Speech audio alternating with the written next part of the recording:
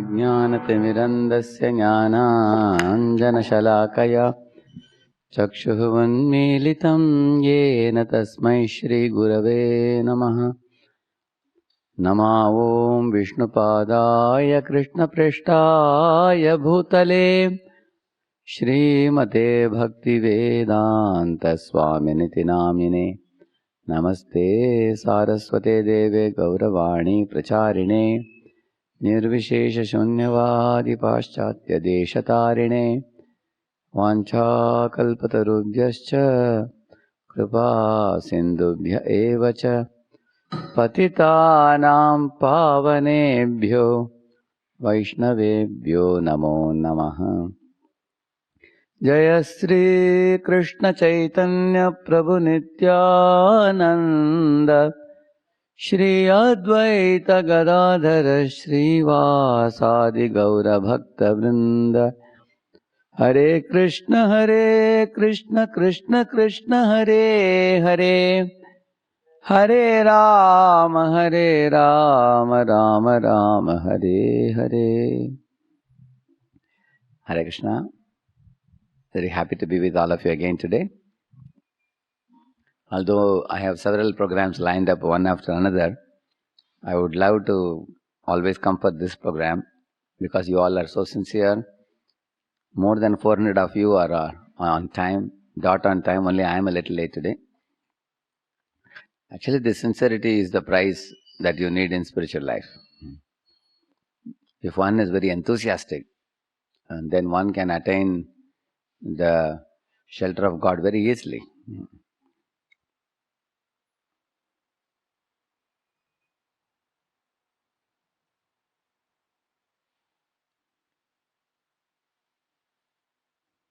So, I'm going to show you a PowerPoint. Little bits and pieces of this, you might have seen in my video clip. You must have gone through it during the week. We had sent you 2 or 3 clips we had sent you. Now, why are we getting into this discussion now? I will tell you in page number 1, yesterday, we discussed about how God is always a beautiful person. He is not impersonal. So we had a Ramsham dialogue also. And after that, below, if you see in page number 2, below, there is a heading there which is coming up there. Life does not come from matter. Life always comes from life. So I'll show you that. You're showing that? Okay. Okay, I can also show here also, I can show you. Okay. So we will read a few statements here and then we proceed back to the PowerPoint. Okay? Please read that. Life does not come from matter. Life always comes from life. There are different types of manifestations of living entities. Udbija. Just like trees, they are coming out of the seed. The seeds come from living trees. Andaja. Birds lay eggs and then by fermentation the life comes out. Shvedaja. If you keep your beds very unclean, by your perspiration the bugs are grown. Jarayuja. From embryo, just like we have come out. Yeah, like the human being is born in the embryo of a mother. Like a calf is born from a cow's embryo. Isn't it? Similarly, the sweat comes from a living body. Sweat doesn't come from a table or a chair. It only comes in a living body.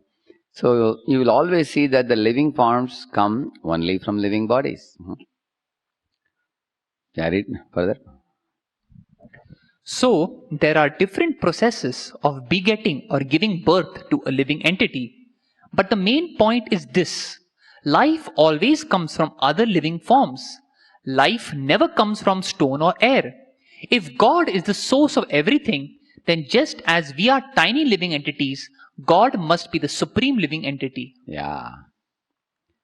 So, this is a PowerPoint called, Did we evolve from branches to the benches? So, branches means the monkeys, benches means all of you, which means wherever ancestors, apes, from whom we have become humans. So, when I heard it first time, I just laughed at it. I'll tell you why. Because I know very well that the kind of Sanskrit text that we recite, different prayers, the Sanskrit is a very highly evolved language. In the Vedas, there are more than 1 lakh verses. So it's a very exhaustive treatise. It's voluminous and it is also very grave and deep in its meaning. So how lakhs and lakhs of Sanskrit verses which are written long before, now man cannot even cogently read those texts now. He's struggling to spell them properly now. Many of our acharyas have given Sanskrit commentaries on many of these books, which modern man cannot even access. Therefore, Srila Prabhupada made English translations of them. And English is a very primitive language. For example, we were taught in the school, B-U-T, but, P-U-T, put. We thought B-U-T is bad, then naturally P-U-T must be put, isn't it? But it's called put. You find, therefore in Sanskrit you will find all the vowels and consonants are present in Sanskrit language alone. Many other languages miss some of the sounds. Like Chinese language doesn't have a ra. They only have la. Therefore they say hale lam, lam lam, hale hale, like that they say.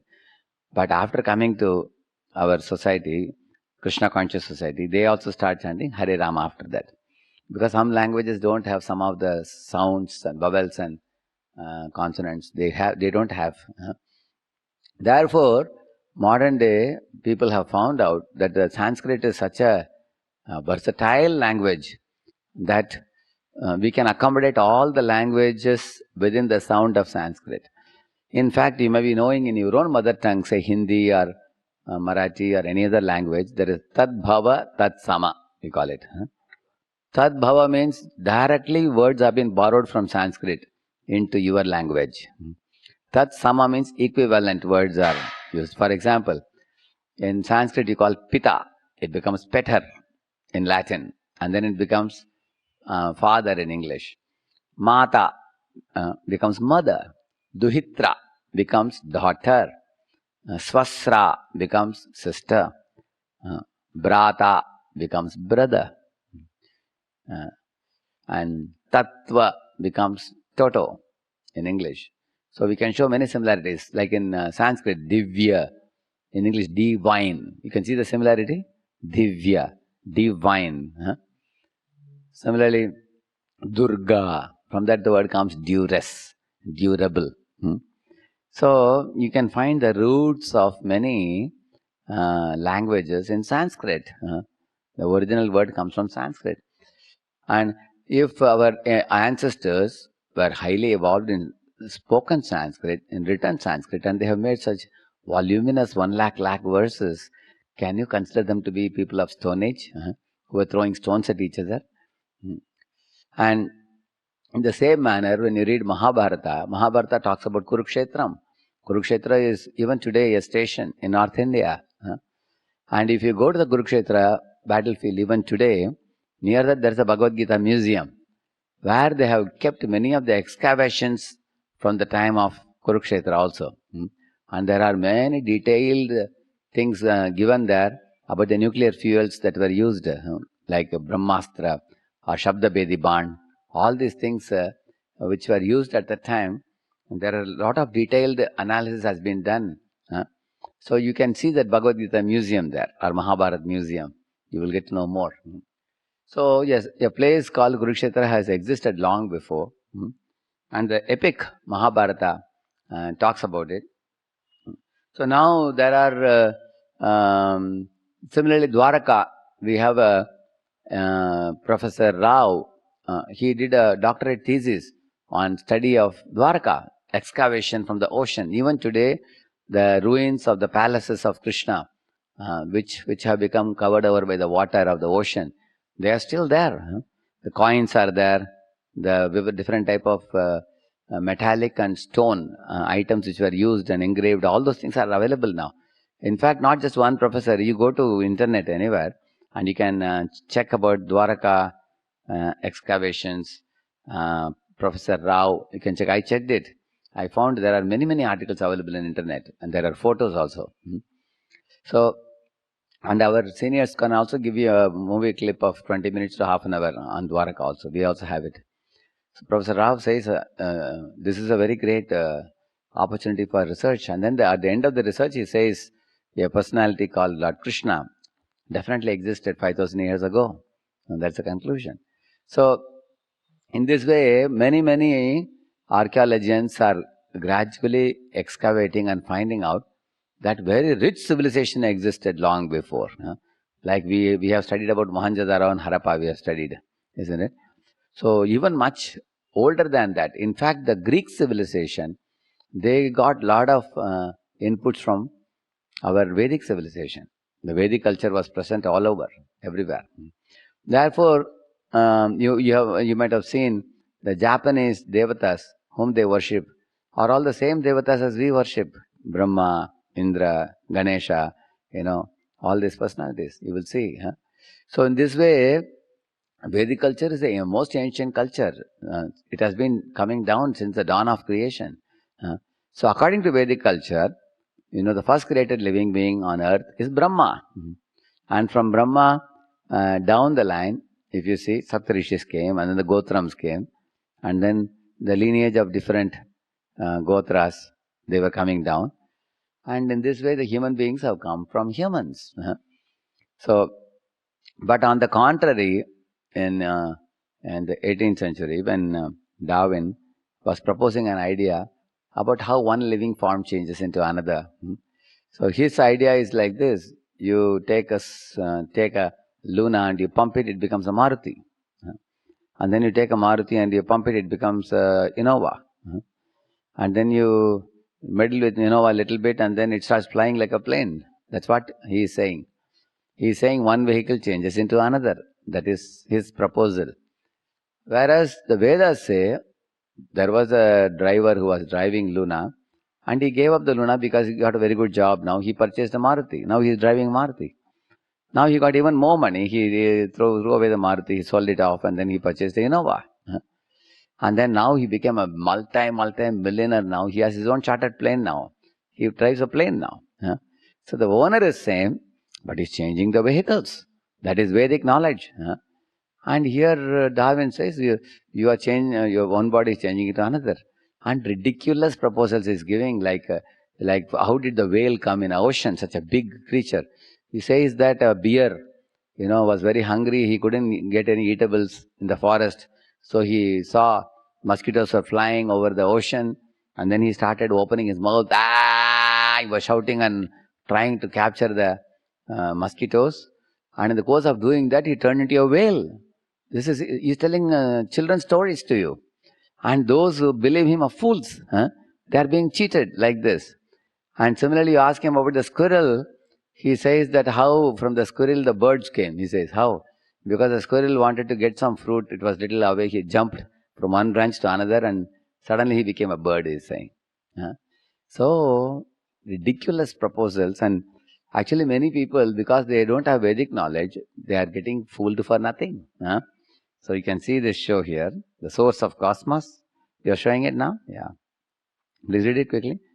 Two of you read. One of you read the contemporary worldview and then you read the Vedic worldview. You can sit here also. Or we can take the chairs in the front. You can take both the chairs in the front, yeah.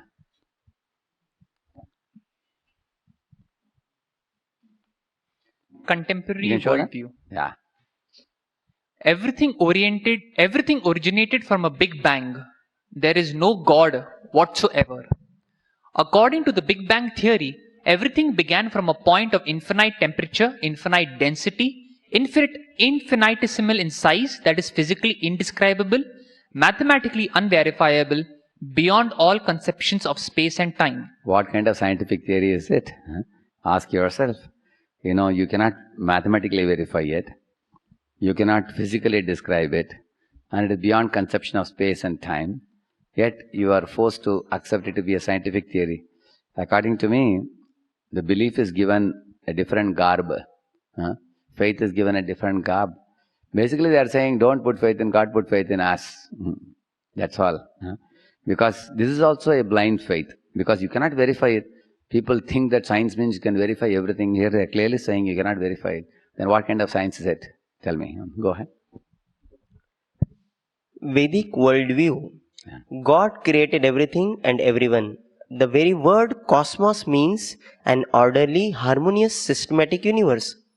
Dr. Albert Einstein said, I believe in God, who reveals himself in the orderly harmony of the universe. I believe that intelligence is manifested throughout all nature. The basics of scientific work is the conviction that the world is an ordered and comprehensible entity and not a thing of chance. Science must learn to live in harmony with all these magnificent gifts of God to humanity. Yeah. So, you can see Einstein is reasonable.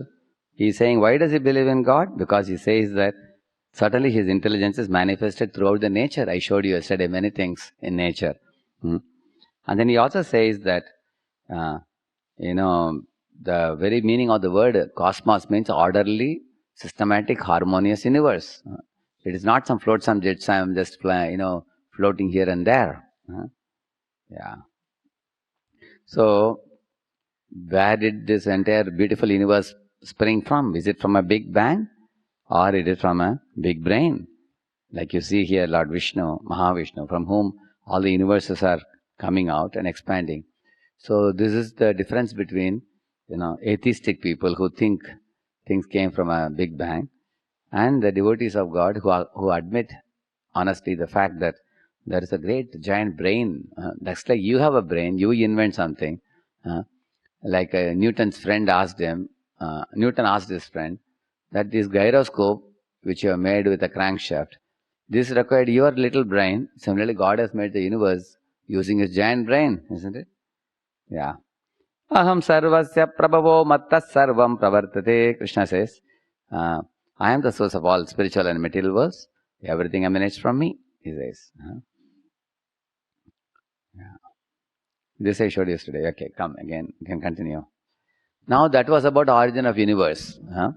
Now the second thing is about the source of life and its symptoms now. So just now we read a point. Life always comes from life. Life never arises from matter. Even the cloning, if you see, they take a female cell, they take a male cell, they take the male nucleus, and then they fuse with the female one component, and then they put in the yoni of surrogate mothers, 100 surrogate mothers, and say some of them may beget a child. 1 out of 100 is a survival, they say. But ultimately, if you see, what is it all about? It's all about a living form coming from two living forms. They are not making a child from a wooden table. They are not making a child from a computer. They are making from living bodies. Think about it. Life always has been proven to be coming from life only. On the contrary, you will find that matter comes from living bodies. Living bodies don't come from matter. For example, take a lemon tree. It gives out tons of citric acid. Even in your body now, you can see how much stool and urine comes out of the body. So much quantity comes out day after day after day after day, if you see. That means matter is produced. Similarly, when you are born newly, you are a small baby. Now look at your body. Has the matter not grown up over the soul? Where the soul is present, the matter grows over it. And when the soul leaves the body, can the body grow anymore after death? Then the body is given to fire to burn, or it gets decomposed and it dies. Dies means it's finished actually. All the metabolism stops and everything. That means when the Atma is present, the matter can grow over it. Without the presence of Atma, the matter cannot grow. Yeah, read it?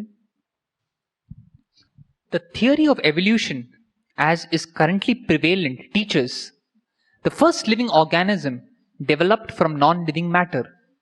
Then as it reproduced, it is said to have changed into different kinds of living beings, producing ultimately all forms of life that have ever existed on earth, including humans.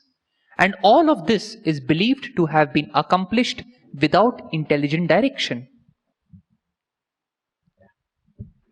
Vedic worldview.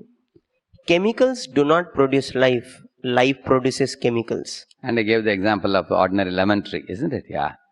No scientist has produced a lemon tree from citric acid. Can you take citric acid and make a lemon tree? Tell them to do it. They can't do it. But when there is a lemon tree, that produces tons of citric acid. Yeah. Source of life. Symptoms come from soul. Source of life symptoms. Source of life symptoms come from soul, the driver of the material bodily machine. Yeah.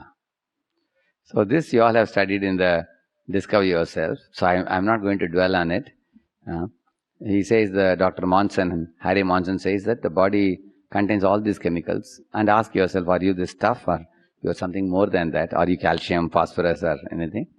Then if you don't feel you are those chemicals, you are different from them, then what is your real identity?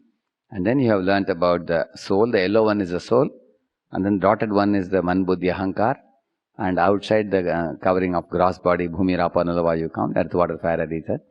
So just like you wear a shirt and inside that you wear a banyan, and then you have your body.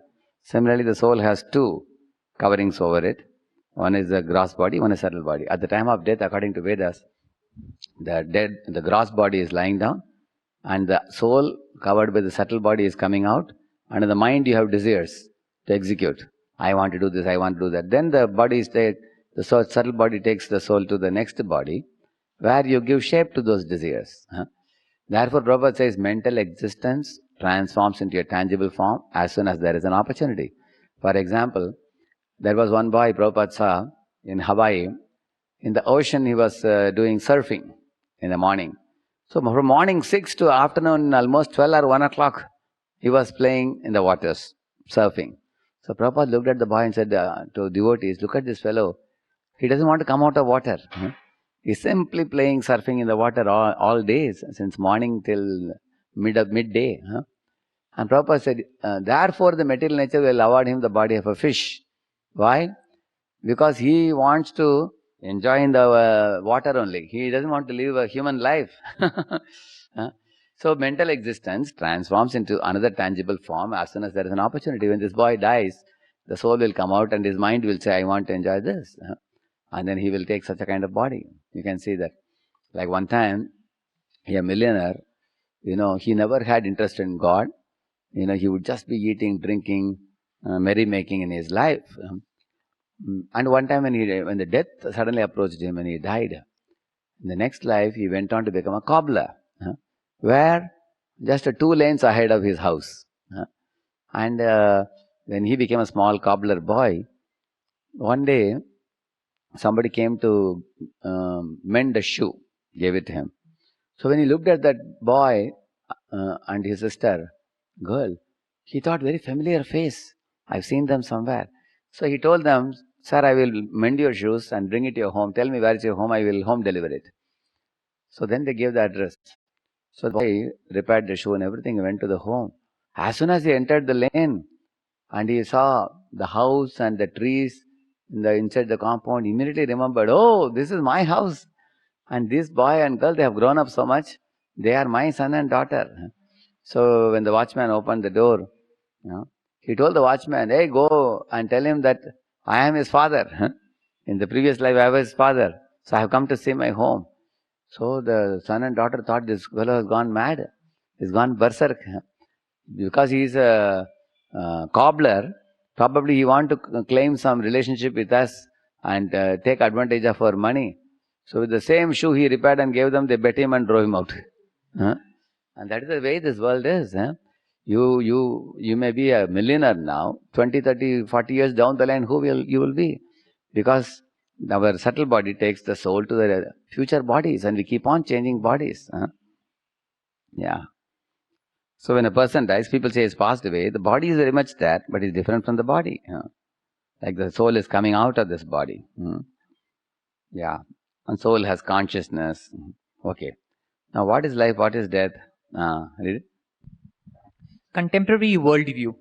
In his book, The Selfish Gene, Richard Dawkins speculates that in the beginning, the earth had an atmosphere composed of carbon dioxide, methane, ammonia, and water. Through energy supplied by sunlight and perhaps by lightning and exploding volcanoes, these simple compounds were broken and reformed into amino acids, accumulated in the sea and combined into protein-like compounds, became the organic soup, but still lifeless. Then according to Dawkins' description, a particularly remarkable molecule was formed by an accident, a molecule that had the ability to produce itself. Thus, it is claimed the first living cell generated itself. Here what looks very fishy? Which point here looks very fishy? By accident, suddenly life came, he says. So, this is where is the cheating going on. Just see. See, when Darwin also never said living forms came on their own. He never said that. He said the absolute creator must have created 2 or 3 living forms, like that he said. He talked about evolution of one to another. But this Dawkins is a die-hard atheist. Just to, prove his point, he's just bluffing. You can see in this. In fact, if you go into the...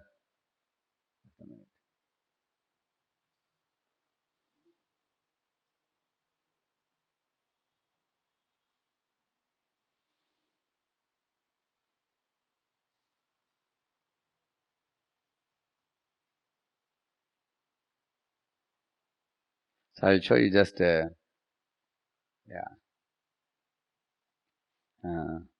little bit I'll show you. I will not get into the details. It may take time. But you can have a look. In the steps that he is talking about, the evolution, you just see for yourself.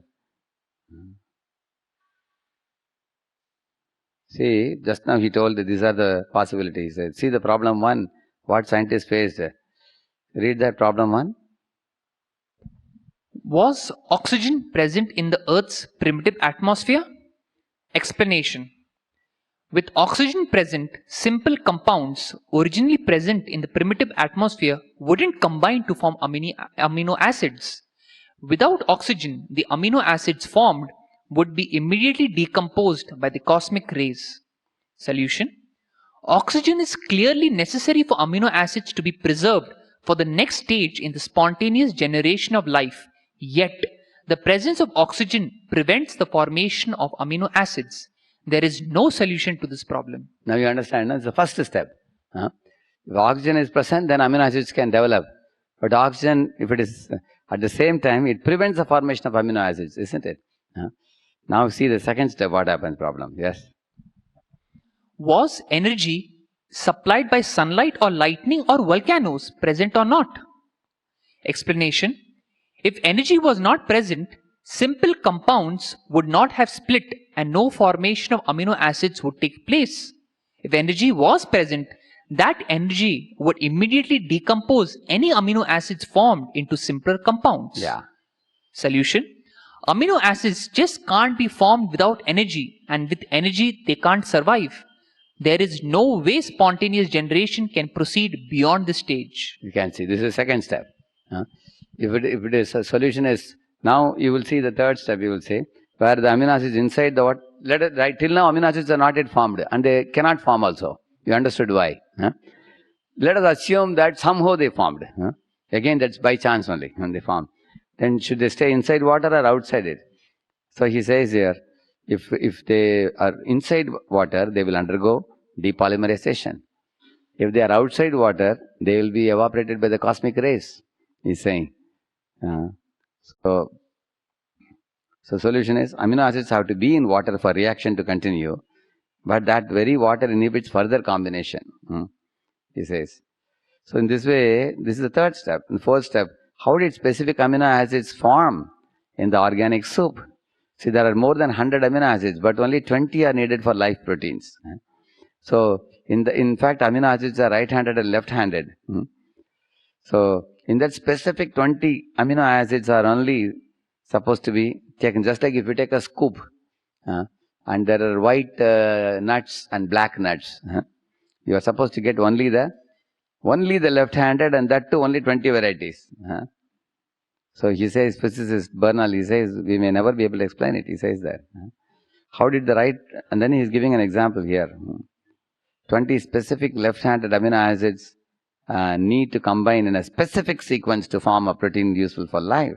And there are more than 100 varieties of, for example, beans. In that only 20 varieties of the red beans. And each one must be in a specific pre-assigned place in the scoop, like that he says. So, see, what is the chance scientists say? Evolution is acknowledged to be how much it is? 1 by 10 to the power of 113. So this is the, and then some proteins serve as structural materials and others serve as enzymes. So he goes on to say, but 2000 proteins serving as enzymes are needed for the cells. What is the chance? He says 1 by 10 to the power of 40,000. Zero set point. So in this way it goes on. You can read if you want more of this. There is a book called Your Secret Journey, where I have presented it in the first 3 chapters. You can go through it. So you can see it's ridiculous proposal because it doesn't pass the first step only. But still they have taken it to second step, third step, fourth step, fifth step. In all the steps it's failing miserably. You can see that. Yeah. Vedic worldview? That's done, yeah. This I have explained it now. You read it this side also? Vedic. He has to complete it. Yeah. Vedic worldview. Soul is life. When soul enters a material body, then life symptoms are observed. When soul leaves the material body, then life symptoms are gone. Scientists have not produced life from chemicals. Yeah. Example 1 is given in Sri Lanka. There was one Dr. Kovur, Rationalist Association, founder. So when he saw ISKCON devotees coming there, chanting, dancing in the street and distributing books, so he ridiculed and saying that these are people who promote the Vedic knowledge, and actually he was a promoter of atheism. So when he ridiculed in the paper, so other devotees took it as a challenge. One of our scientists in ISKCON, his name is Hamsadutta Swami. So he said, Hare Krishna challenge, we will challenge you now. So he said, sir, we will provide you any amount of money you want. At least you produce one mosquito and show us from matter. So there was back and forth letters written. If you want to read them, there is a book called Life Comes From Life. You can ask your seniors, they will provide you the book. Soft copy also you can get. And you can read the dialogue between our Hare Krishna devotees as well as our Dr. Kovur. It went back and forth. Every bit of that conversation was published in the newspaper, week after week after week. Finally, our Hare Krishna scientist, he told him, Dr. Kovur, see, on this particular day, there are more than 2,000 people going to assemble. So you can come there, and in front of all of them, you have to produce a mosquito from matter, and we will give you 1 crore rupees as a gift if you can do that. What do you think the Dr. Kovur said? He said, ask your God to produce, he said. Then our scientist, Hamsadutta Swami wrote back to him, what are you talking? Have some sanity when you are talking. God has produced millions and millions of mosquitoes already. Not only mosquitoes, He has produced you also. He has produced so many humans, so many dogs, so many cats. There are 8.4 million species of life. And God says He has produced them. You can read the Bhagavad Gita. And you are watching them with your own eyes. Rub your eyes and see what world are you living in. And you are saying God should produce one more mosquito? Already has produced so many. Now it is your turn now. You produce mosquito from matter, we'll give you 1 crore rupees. And that fellow didn't reply only. And he didn't come to that place only. So you can see how ridiculous their proposals are. Foolish. So the atheist's nose was cut in that event. So example 2 here. I read this. In the book Biology Today, Nobel Prize winning chemist Albert says, Saint Georgi remarked, so this fellow, Albert Saint Georgi, what he was thinking, I will have one very easy way to produce life. You know what? I'll make the semen, he said. So he took the human semen and he thoroughly researched in laboratory and found out its chemical composition. And he said, I will make the same thing. And then I will produce, with that semen particle, we'll inject it into some woman's womb and then we will produce life. So you see what he says at the end of his research. In my search for the secret of life, I ended up with atoms and electrons, which have no life at all. Somewhere along the line, life ran out through my fingers. So, in my old age, I am now retracing my steps. Yeah. So when he saw under the microscope the actual semen and the artificially synthesized one by him, they looked alike. But then when it came to producing life, that semen was dead. What he produced, but the semen which is sent from a living body into another living body, that produces living bodies. Yeah. Yeah, read it quickly. Swamiji, I think our body is just a complex machine that gets worn out and crashes. If, Now, why should we bother about? why should we bother about some soul powering the body? Like that, some scientist is asking. Our body is just a complex machine. It gets depreciated. You can come in the front if you want. Yeah. The body gets just like any machine, lathe machine, your computer or any machine gets depreciated. The body is like that, he says. But why should we talk about the soul? Yeah, read it. Does your car or computer grow? Do you have male and female car that can unite and produce a baby car? A living body undergoes 6 changes, whereas matter just depreciates. It is a soul that makes living body alive. Like if I wear gloves in my hand and move my fingers, it will appear that gloves is alive. But gloves are always dead. When I take out my hand, the gloves will fall. Similarly, this body is made of earth, water, fire or ether. And this body is like a gloves only over the soul. When I the person, I move out of this body, the body will drop dead to the ground. Yeah, see the 3 main differences between living body and a robo. Read it? A living body undergoes 6 changes while matter only dwindles. Yeah, like you will see the living body undergoes 6 changes. Read what are the 6? Birth, growth, maintenance, production of byproducts, dwindling, death. Yeah, these 6 changes. You will find you take a tree, you take a dog, you take a cat, you take a mosquito, you take a human being. See how universally applicable it is. Take any living body, any damn living body on earth, you will find they undergo the 6 changes. And second? A male and female living body can multiply similar species. Machines can't reproduce by union. So you never hear about, a very big Innova car, uniting with a sumo and producing some nano car, small car. Do you find that? They don't do that. Thirdly? Living body has consciousness, thinking, feeling, willing, while matter has no consciousness. And like you see this fellow, he's yelling on phone, he has consciousness, he's thinking, he has feelings, he's willing. Whereas the machines have no consciousness. So we can clearly show the difference between living and living forms and dead matter. So, and I'm not going to get into this because you all know, you have studied it in the DOS. You see, these are twins. They are genetically same. Because they both have come, these twins have come from the same egg, when the one egg splits into 2. But their behaviors, natures is completely different. If any of you have friends amongst twins, even though they are twins, they have different nature. And Ian Stevenson proves it as the presence of the soul. He says 2 different souls with 2 different qualities or in 2 different bodies, although bodies genetically look similar. He says. There are many, many books on past life and people have remembered and spoken. So, yeah, at the time of death, we change the body from one body to another. So,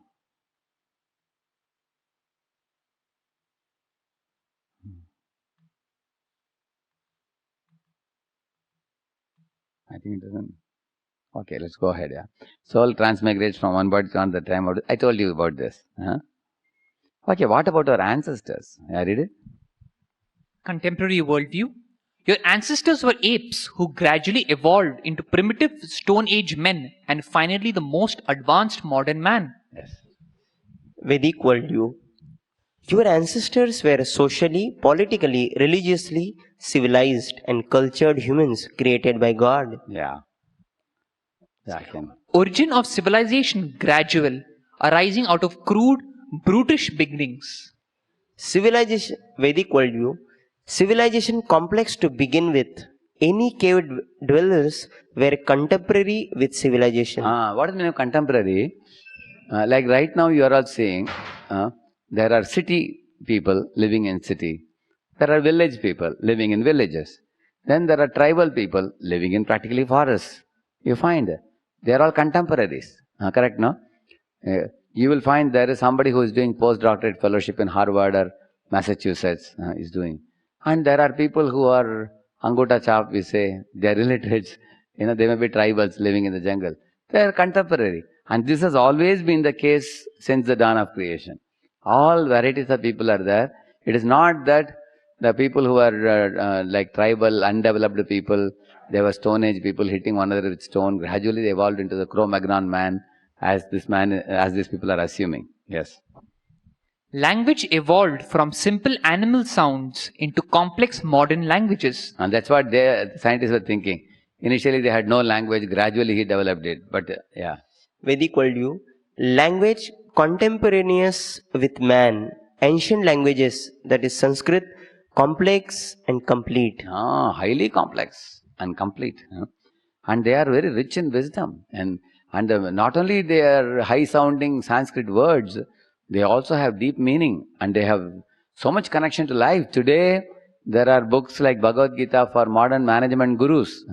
Chanakya Niti. What is Chanakya Niti? Chanakya says, Pranamya Shirasa Vishnum Trailokya Adipatim Gurum. What is he saying? I bow down my head to Lord Vishnu, who is the master of the upper, middle and lower planetary systems. He says. And then, Nana Shastra Samuchayam. He says that I have gathered from various Shastras and the quintessence of all of them and giving it as Chanakya Niti. He's telling. So you will find that the wisdom is so rich in the Vedic literature, even today man finds it relevant thousands and thousands of years later also. As much as it was relevant in those times. Yeah. Yeah. So if you see this Anumana Praman used by Darwin, you read it? In one of his letters to A.R. Wallace, Darwin wrote, I am a firm believer that without speculation there is no good and original observation.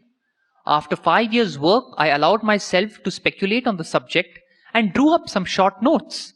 These I enlarged in 1844 into a sketch of the conclusions which seemed to be probable. Yeah. So now if you see, Darwin, one striking word is what? Speculation. Speculation. In this, if you see, he clearly says, I speculated. That means he says, the theory which I have given you is from a 200 gram of grey matter from my head. It has no basis. He's actually his own thought.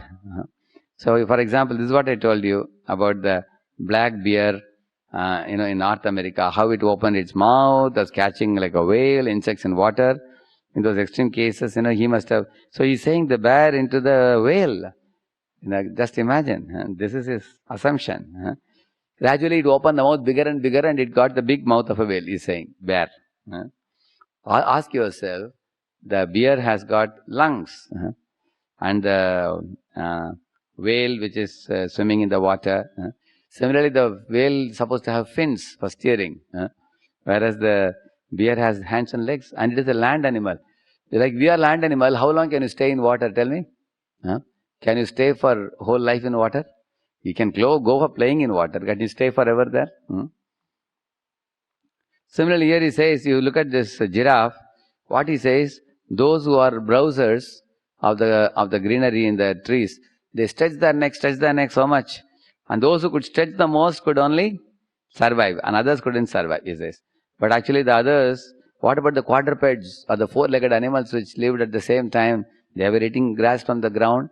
You think the giraffes became very proud and egoistic that they couldn't bend their neck down and eat it? And for that matter, the giraffes have to drink water from the ground only. They don't drink from the top. So try to picture is what Darwin is saying. Poor giraffes lying dead here and there due to their ego that I will not eat grass on the ground. And only the giraffe who could extend the neck and he could eat from the tree. That is the idea, you see. See, the record of the rocks shows that millions of years ago, 2 million, 3 million, 5 million, there are examples of monkeys existing side by side with humans, apes existing side by side with humans, millions of years ago now. It's not that one evolved from the other. Actually, there is a very big article in the book. I have only given you small part. Now, this is something you have seen in the video clip, if you have seen. What is the goal of life? I think this we will go fast. I will not explain much. Contemporary worldview. The goal of life is the pursuit and attainment of material comforts and pleasures. You can say. Vedic worldview. The goal of life is to realize the self and God. This brings unlimited bliss and makes material comforts and pleasures seem insignificant. Yeah. Contemporary worldview, money is honey. One who dies with maximum toys is a winner. Vedic worldview, Annamay, search for food, Pranamay, rat race, Manomay, dream and ambitions, Vijnanamay, self-realization, Anandamay, joyful with God. This is the way one evolves. If you see, this is spiritual evolution. How, like when you are a small kid, one is attracted to food, breast milk of the mother. When you grow up to a college boy, now you are going to enter the rat race now. When you pass out, you join the companies. After join companies, you run here and there, compete in the market. You may start your own company also, and you have to, beat the market and produce. You have to prove yourself. That rat race. And there are people who want to win, but they are not able to due to some deficiency. Then they dream. They say, no, dream job, dream girl. They say, no, like that. Dream things. That is Manomaya. But after earning a lot of money, like one gentleman came to meet me along with his wife. He said, sir, I am actually a CEO of a very big IT company in Pune here.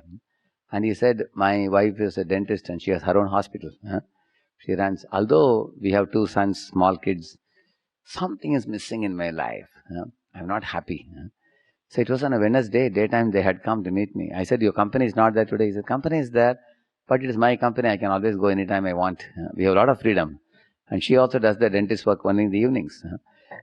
But he's not happy because that is the time they come to the path of self-actualization or self-realization. Maslow said, in the triangle, he said, food, clothing, shelter. After that, status in society, then prestige in society. Beyond that, he said, self-actualization or self-realization. You understand, I am not the body, I am the soul.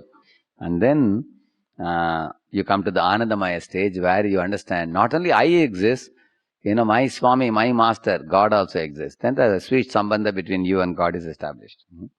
Then you are fully evolved, complete human being. Otherwise, you are incomplete. For example, you take care of, if somebody is doing everyday exercise or going to gym and building a lot of biceps, he's called as a good animal. You know that? Why? Because animals also keep their body fit. Yeah. But if somebody is very good in taking care of wife, taking care of children, taking care of mother and father, a sweet relation with them, that means he's a good friend. So, or you may say, sir, he's doing exercise also and he's taking care of relationships also. Okay, he's a good animal as well as a good friend also. And somebody is very competent in his profession, very smart.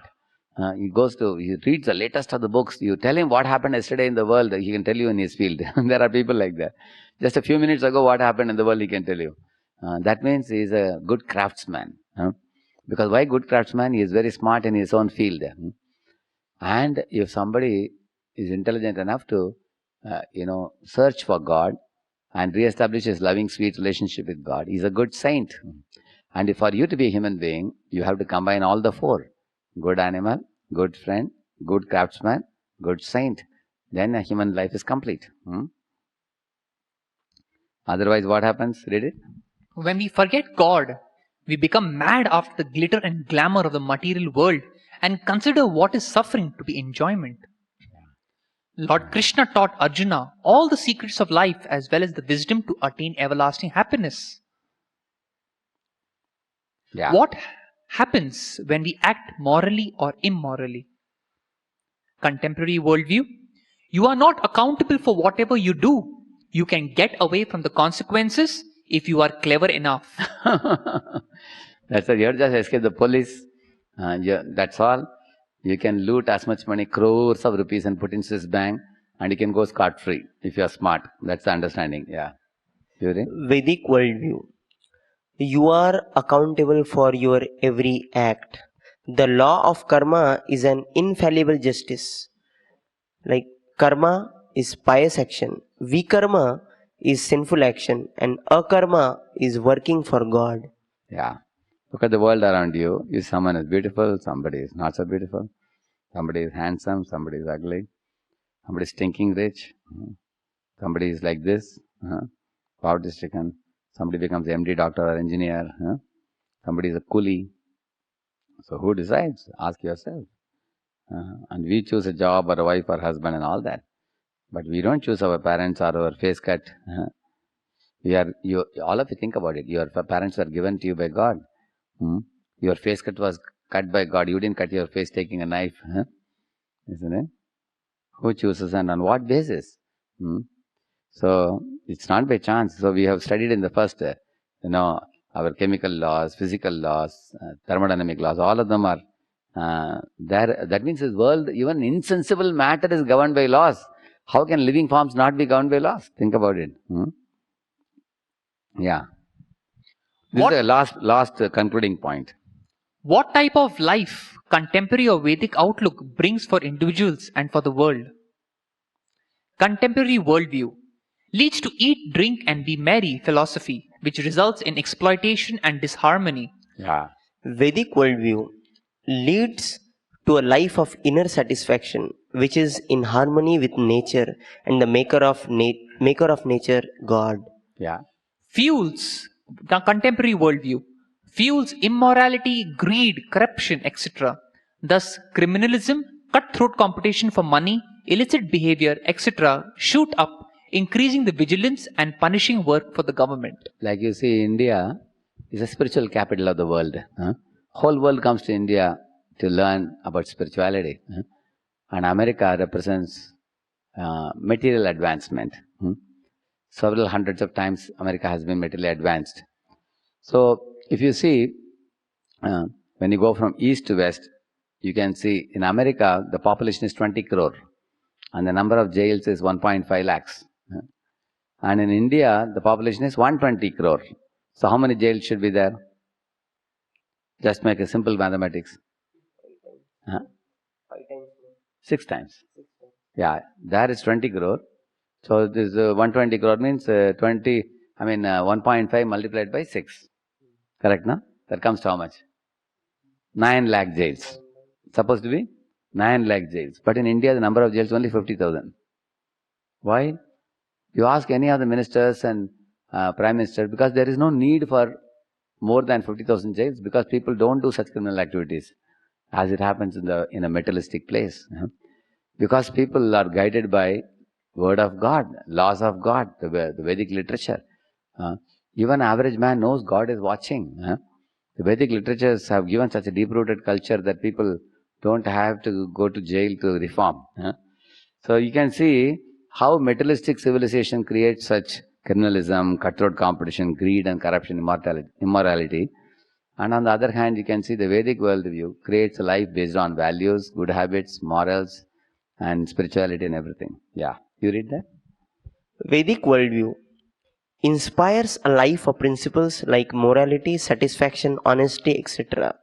Builds God-centered communities of people with love, trust, and mutual respect. Yeah. So on what is awarded the body? Is awarded the body. I read this. When one ignores God's laws and engages in sinful activities with his impure mind and senses, then one glides down to animal bodies. Yeah, like here somebody is eating flesh and drinking blood, he gets a tiger's body. Somebody is sleeping all day, every day, for long, long periods of time. There are people who take drugs and they sleep for days together, and they get a polar bear's body, where they can sleep 6 months in a year, like that. Some lady is exposing her body for showing off, becomes a tree, like Nalakur Manigrave became tree. But in human form, if you use your developed intelligence to discriminate and lead responsible lives, then what happens? See, the sinful, these are the 4 sinful activities you all know very well now. One degrades.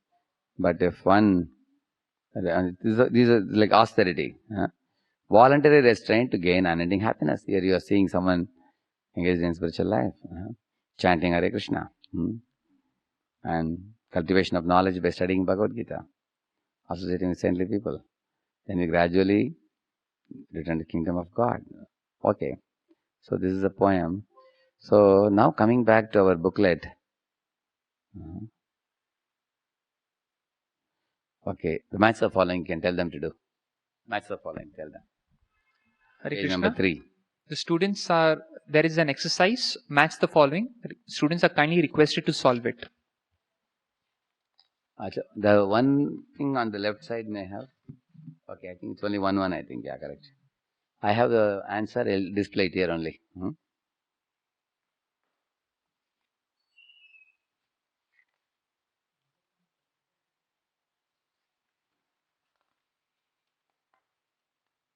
Now Ramsham will come. Dialogue will come. Can be.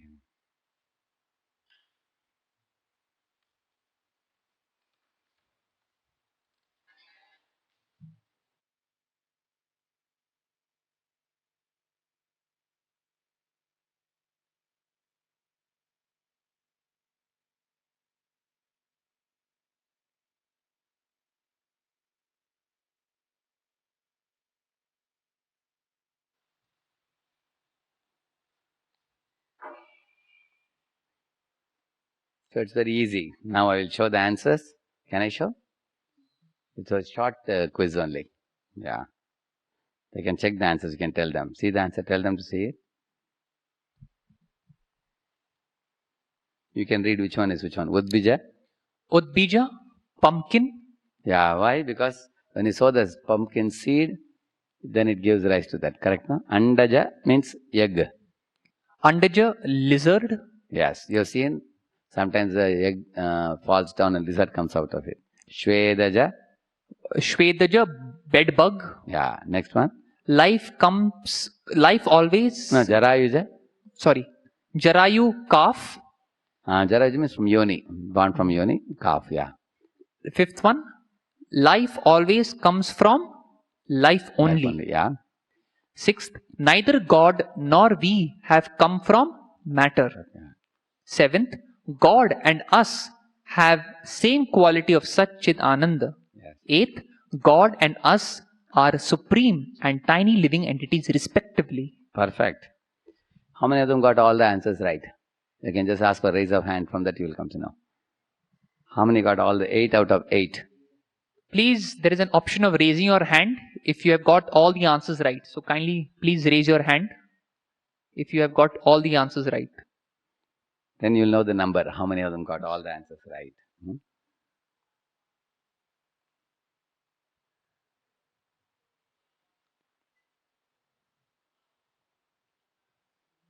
Okay. So you can tell me the number once you get it. Let's go to the next heading.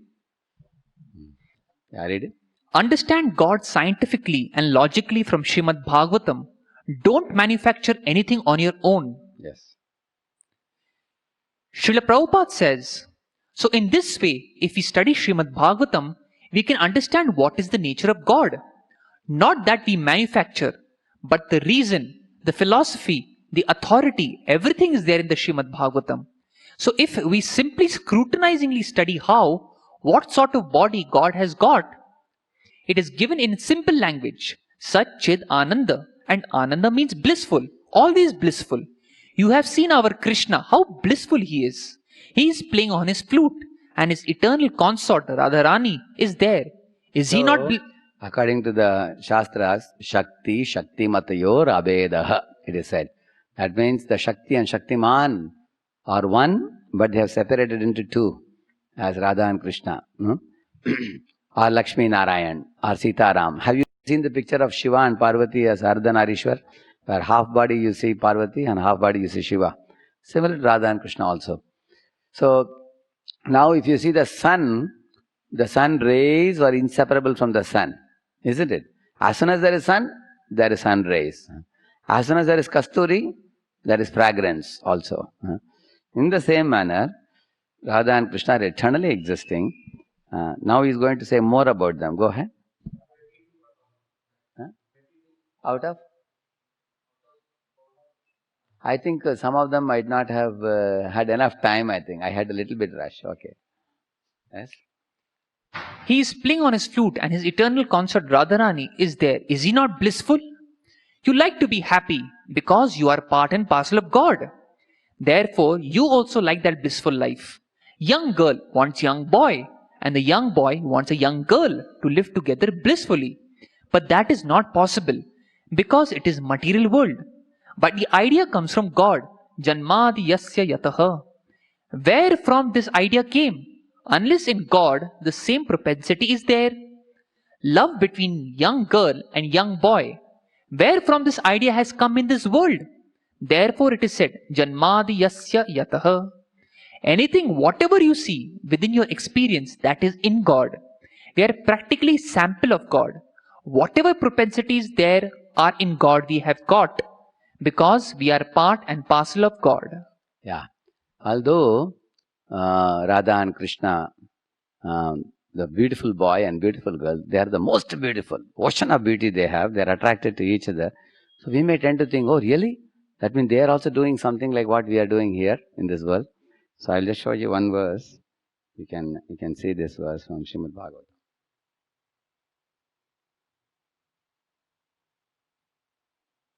So this is a verse about the kingdom of God. This is 3.15.20 Srimad Bhagavatam. Yat sankulam haripadanati matra drishtair vaiduryamarakata hema mayir vimanaihi yesham brihat katidata smitashovi mukyah krishnatmanam naraja adadurutsmayadhyaihi. So, in this verse, you can read this one, translation. The inhabitants of Vaikuntha travel in their airplanes made of lapis lazuli, emerald and gold. Although crowded by their consorts. Consorts means the ladies, wives, yeah. Who have large hips and beautiful smiling faces, they cannot be stimulated to passion by their mirth and beautiful charms. So you can read it from this place. It is specifically mentioned, you can read it from here.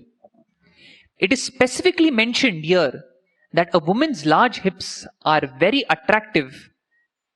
Just 1 minute, please. Yeah. Yeah. Go ahead. It is specifically mentioned here that the woman's large hips are very attractive and they stimulate man's passion. But the wonderful feature of Vaikuntha is that although the women have large hips and beautiful faces and are decorated with ornaments of emeralds and jewels, the men are so absorbed in Krishna consciousness that the beautiful bodies of the women cannot attract them. In other words, there is enjoyment of the association of the opposite sex, but there is no sexual relationship. The residents of Vaikuntha have a better standard of pleasure, so there is no need of sex pleasure. So this is about the residents. If the residents are not attracted to this, how is God going to be attracted to this? At the same time, there are many pastimes, leelas, about which we will discuss in future session. So now you do the activity below. Okay, Ram Shyam, we can discuss now. Yes, Prabhu. Start, both of you. Yeah, you have to start, yeah. I like this understanding. But then someone can say, is God also lusty like ordinary boys of this world for opposite sex? No. If he is lusty, then why should great monks like Shankara, Ramanuja, Chaitanya, Shukadev, Narad, who had completely given up the lusty activities of this world, worship him? If sadhus, by carrying Sri Krishna in their hearts, can refrain from opposite sex completely, then what difficulty is there for God to give up lust? You heard this question? Shukadeva Goswami tells this to Parikshit. If carrying Krishna in their hearts, there are so many brahmacharis and sannyasis who live their whole life without any connection with any woman. If they can live like that, then what is the difficulty for God to live without any woman? Isn't it? Do you think God is feeling very weak without a woman? No. Therefore, you should know, in the Vedic times, those who are the Shudras, for them, the labor class people, they actually would see sex match. That was the most important thing for them. And the Vaishyas would see money match, like Marwadi families, Gujarati families and all. And the Kshatriyas will see strength match. You have to control a bull, or you have to defeat a tiger in the forest or something like that. You have to have strength. Kshatriyas will see. And Brahmanas will see character, good qualities, devotion to God, noble behavior and habits. Those things they would see. But when it comes to Krishna, or Rama, or Vishnu, which woman can satisfy amongst these four categories? Nobody. No woman of this world can satisfy the Lord. Because he is beyond all this. He is beyond the Brahmanas also. Then What kind of woman? So therefore, when someone has to satisfy the Lord creates a woman from his own body, like Radha. And from his left side, he creates Radharani for performance of Leela. And what is speciality of Radha? The word Radha comes from Aradhana. Aradhana means one who is always worshipping Krishna. Similarly, Lakshmi ji is always massaging the feet of Narayana. Sita, she was not ordered to go to forest 14 years, but she always accompanies Rama to go to forest and serve him, because they are service to God personified. That is what is special for them. So in this way, Radharani, what is speciality of Radharani? Krishna is called Sevya Bhagavan. She is called Sevaka Bhagavan. He is called Bhagavan. She is called Bhagavati. He is called Swami. She is called Swamini. And he is Supreme Personality of Godhead. And she is Supreme Personality of Servitor Godhead. Perfect servant. Also we can say Radharani or Sita or Lakshmi, they have an ocean of love of God. And all of us jivas are tiny. So we have a small drop of love of God. So we all are part and parcel of Krishna. And in our heart resides a love of God, which is a drop of Radharani's love or Sita's love, Lakshmi's love. So she has ocean of love and we have a drop of love. And Krishna is also the Supreme Lord and we are tiny jivas. You understand the point? So in this way, therefore, people like Shankaracharya, Shankaracharya wrote Gopyashtakam, Ramanuja, Chaitanya, Shukadeva, Madhvacharya, Narada, they all have glorified the gopis to be the best devotees. So therefore, the relationship between Radha and Krishna is one of love, not lust. Yeah. Go ahead. But then, Prabhupada says the idea of young boy and girl attraction comes from God. Shri Krishna, who's attracted to Radharani, what type of attraction is it? That is pure love. Material world is full of perverted love called lust. Yeah, the answers have shown the answer. It's a little bit, we can finish it. We are also losing time now. We can go ahead, yeah. It is similar to milk souring into curd by coming in contact with lemon. Similarly, when we leave the spiritual world and come to material world, we forget the pure love for Krishna and become afflicted by the heart disease called lust. Krishna is attracted to cows, to cowherd boys, to Yashoda, to Radharani. Whoever loves him with pure heart, he reciprocates with their pure love for him. Here the difference between love and lust is depicted here very clearly.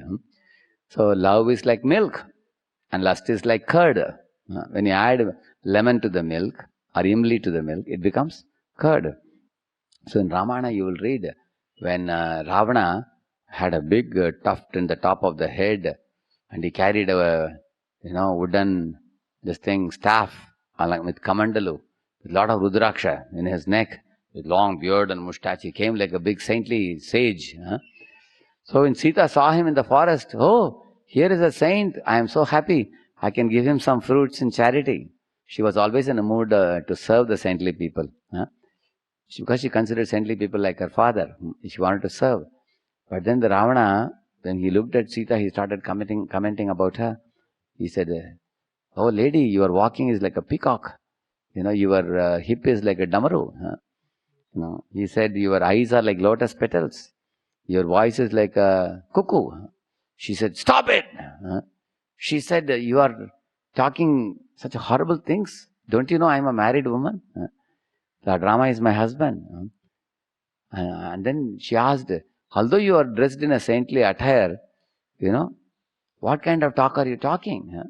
She said, who are you? And immediately Ravana was so happy to hear that question. Who are you? I think she is interested in me, he thought.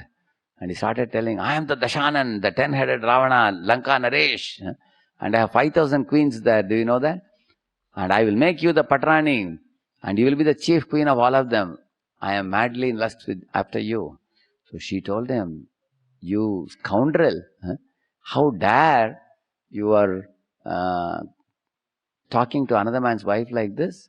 She said, my husband Rama is like Garuda. You are like a crow. He is like Chandan. You are like mud. He is like Mount Everest, and you are like a small stone. Huh? And he is like ocean, and you are like a puddle of water. Huh?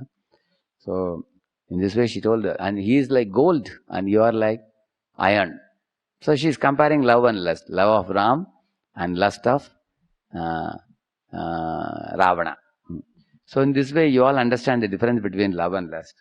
Atmendriya priti vanchatare balikam Krishnendriya priti yacha dhare premanam. It is said, that means if somebody selfishly want to exploit others, that is called kam, for one's own enjoyment. And if somebody want to serve the Lord without any expectation in return, that is called prem. Very simple. Why in this world husband and wife divorce? Because husband is thinking, this woman is beautiful, I will enjoy and exploit her body. Like that he is thinking. And wife is thinking, hey, this man is working nicely, I will loot his pocket and I have so many things to purchase. So the woman sees man like a ATM machine, ATM machine. And the man looks at the woman like a sex machine. So therefore the families don't last and they end up in divorce. Because that's not love, that is lust. So where there is love, there is true happiness. Go ahead. Oh, really? Probably that is why the so-called love affairs of this world break, due to dissatisfaction and frustration due to exploitation. You are right.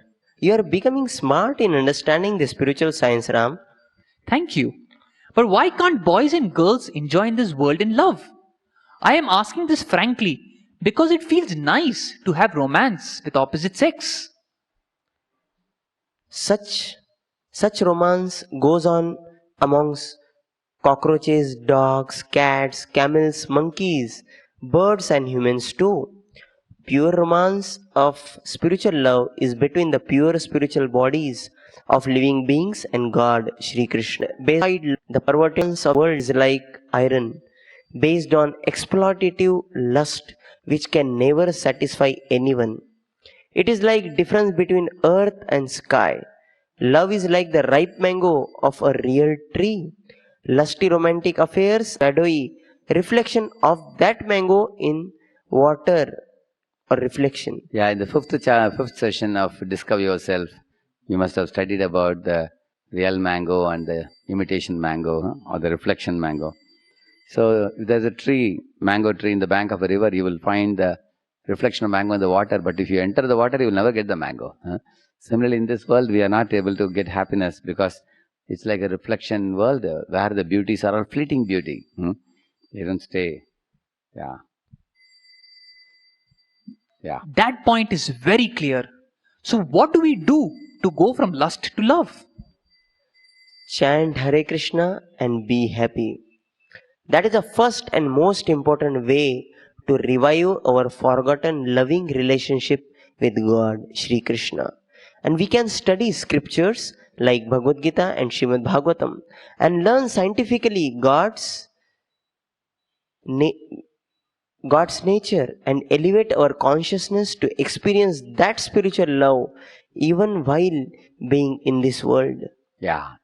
Down the next paragraph, you can hear attentively, all of you, because based on that there is an activity below. Yeah, can read it. We have the same nature as God because we are His part and parcels. Just like Atlantic Ocean and a drop of Atlantic Ocean water, chemically it is the same. If you taste one drop of Atlantic Ocean water, it is salty. And if you analyze the whole ocean, you will find it is salty. But the difference is the Atlantic Ocean contains millions and trillions of tons of salt, but the drop of water contains a grain of salt. Similarly, whatever propensities you have, that is result of God. If you can study yourself, that is called meditation. Study yourself and you will find that you are a sample of God. He is Vibhu. God is great. And we are Anu, small. That is the difference. Therefore, our knowledge is imperfect, but God's knowledge is perfect, abhigya. Because God is a lovely person, we are also persons. Yeah. Now you can tell them to do the maths of following. So all students are requested to solve the next exercise immediately after this paragraph. It's match the following. Yeah. Chat box is there. There are check boxes which needs to be filled.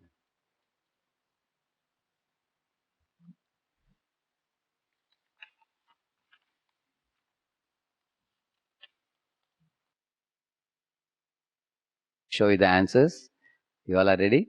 Is it all right? Can I? Small quiz, yeah, okay. See the answers? You can see. See, one has more answers also, yeah. Okay. Ocean? You Ocean say, yeah. is compared to God, Shri Krishna, can never be evaporated by hot sun also. It has waves. It has whales. Can wreck a ship. Yeah. And drop? Drop can be evaporated by heat. May have bacteria or virus and is compared to jivas like us. Yeah. So, just as a drop can be evaporated by heat, similarly we are tiny jivas, so we can fall down. Whereas Krishna is like sun or like vast ocean, he can never fall down. Huh? We have a tendency to fall being very tiny. Just like sometimes you find a coal in a big fire, it falls out, pat! Then it loses its glow. It becomes completely black carbon, isn't it? But in contact with fire, it is glowing. Similarly, we jivas also, sometimes we are being very tiny, we suffer in this world, but Krishna is like sun or like ocean. Yeah. And similarly, you can see that your ocean has waves, but your drop cannot have waves. Ocean has whales, a drop cannot have whales. Isn't it? Yeah. And similarly, your ocean can wreck a ship, but a drop cannot. So our potency is limited. So we are in fact the energy of the Lord. Krishna is Shaktiman and we are tiny Shaktis. Yeah. Next, Lord Krishna. God, Shri Krishna, called Vibhu, great. Yes. Jivatmas like us, called Anu, small. Correct. So now we are going to the next section, and we are going to conclude with that. Now please hear this 2 paragraphs attentively, because the last activity is based on these 2 paras only. Yeah. God's knowledge is perfect. He is Abhigya. Yeah, till now what we have told you about God, in the beginning of the, session of this whole workshop when you came, you learnt about how God is always a person. That's the first thing you learnt. And after that you learnt He is Father of all fathers. Karana Bapa no Bapa is Vitoba. Huh? Father of all fathers. Huh? That you learnt. Huh? And after that, then you understood about life always comes from life. Life never arises from matter. And then we logically understood that Lord and His Shaktiman, like Sita, Ram, Lakshmi, Narayan, Radha, Krishna, eternally they exist. Therefore, in this world also, man, woman feel attraction to each other, because originally there is Shaktiman attraction is there. Like Sita is attracted to Ram, and Lakshmi is attracted to serving Narayana. But their attraction is pure love. There is no lust in it. We understood that. So similarly, in our heart right now there is lust because we have come to this world, but we can convert lust into love.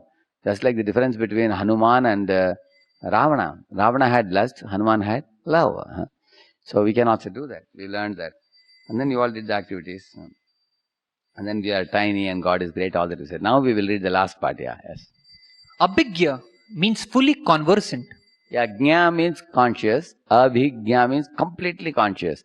He knows everything about you, about me, about everybody. Like if I ask any of you, how many hairs are on your head? Of course, I can say I'm shaven-headed. But if I ask you how many hairs are there, you may not be able to say.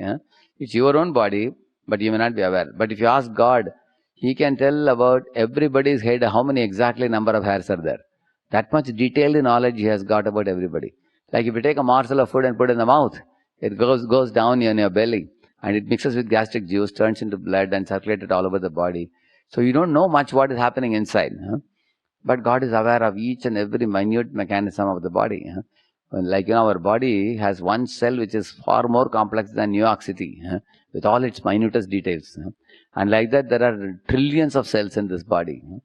And Lord knows about each and every minute detail of happenings of the body, and about you, about me, about millions of living beings and millions of universes. Therefore, He is Agada Bodham. He is like an ocean of wisdom He has. Yeah, go ahead.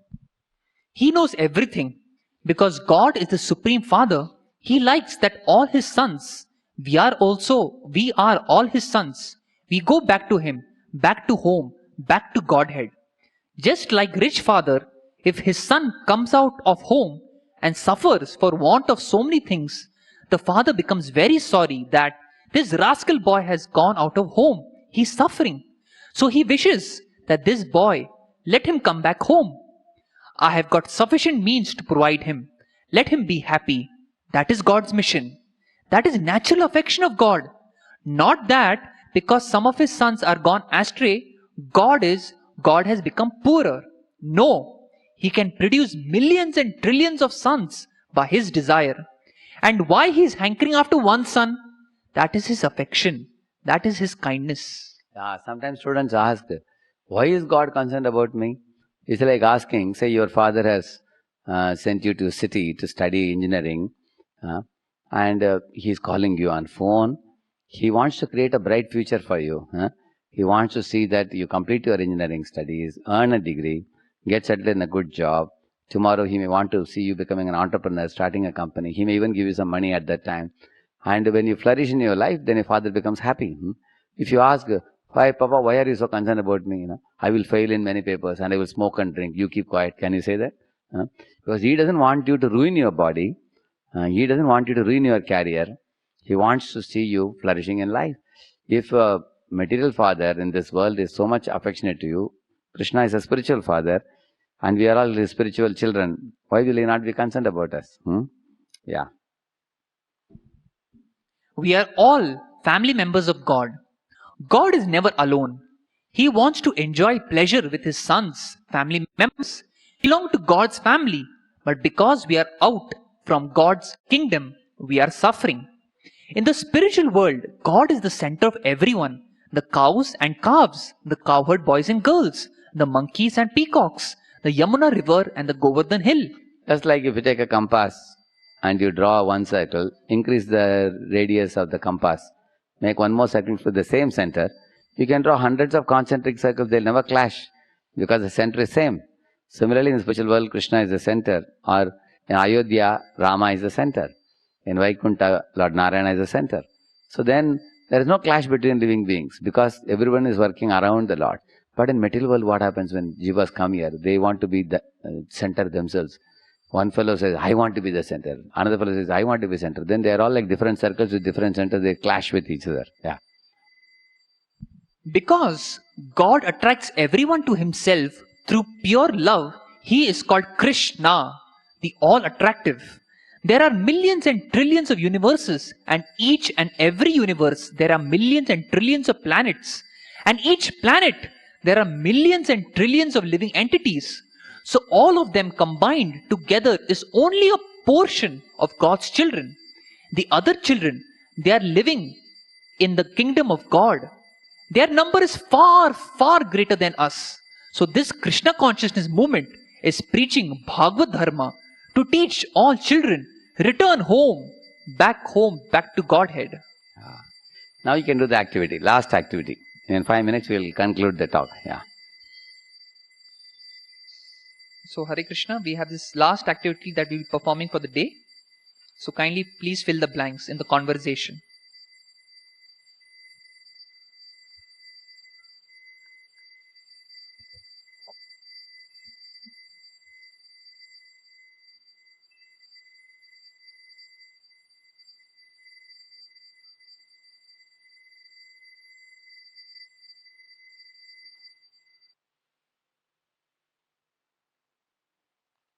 Okay.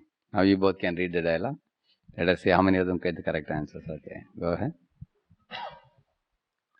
I heard that God comes to take us back to his abode. It seems he is in need of us. Is that so? No. He can produce millions and trillions of sons like us by his desire. Really? Then why does he come to this world to teach us how to go back to him? That is out of his kindness and affection. Why are we suffering time to time in this world? Why everyone can't be happy in this world?